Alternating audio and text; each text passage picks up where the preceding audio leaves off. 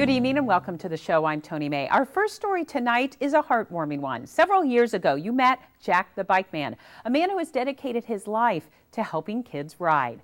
Well, he had a major setback, but he wants you to know he's overcome that and is back on the road again. Here's our community perspective. My name is Samuel Henry Harston III. Jack is my nickname, and I'm known as Jack the Bike Man. I've been given awards from various organizations, and they all say Jack the Bike Man. There's no Samuel Henry Harston III. There's no Jack Harston. It's Jack the Bike Man, and that is my identity now. I really enjoy fixing bikes and giving them to people who probably could never afford to buy one. This is Jack. How are you doing? We first met Jack the Bike Man 3 years ago. His small Northwood workshop was filled with repaired bikes, and with the help of a volunteer, he was preparing for his big Christmas giveaway, a tradition that had earned Hairston yet another nickname. When I would drive through the neighborhood, the kids were really happy to holler, "Hello, Mr. Jack. Is Santa Claus going to come for the bicicletas this year?" 2 years ago, Santa had to close shop. The devastation caused by the hurricanes that hit our area led many of Hairston's donors and volunteers to offer their aid elsewhere. And for the first time ever, Jack the Bike Man wouldn't have a Christmas. It disappointed me more than it disappointed the kids, because I'm not really that used to such hardships as they are, and they understand it more than I do.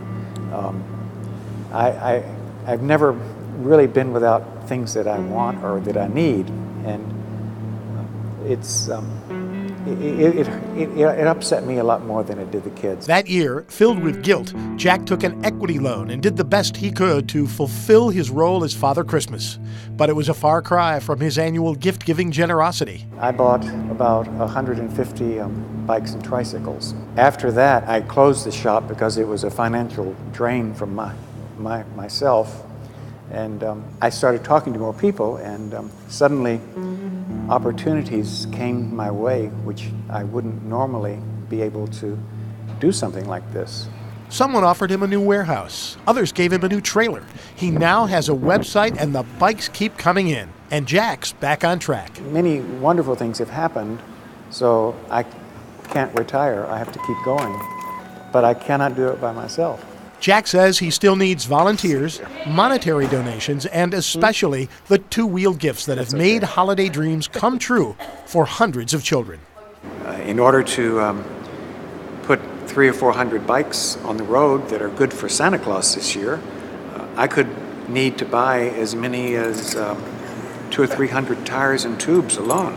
Then when we get them all ready and ready to go out at Christmas, I'll need help here helping Santa Claus to give all these bikes away once they are fixed. The chain is a little rusty, but with some lubrication, I can get that chain soaking in it and I can get it to work again. Hairston believes that other good Samaritans will come through, and whether it's a few or a few hundred, this Santa's Workshop will remain open 365 days a year. This year, I want to get a lot of bikes. I want to have a real big Christmas.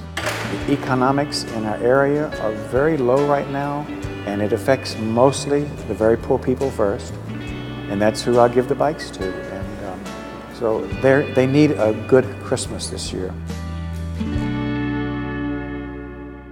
If you'd like to volunteer or make a donation to Jack, please log on to our website. It's wxel.org, and you can find out all the information on how to do that.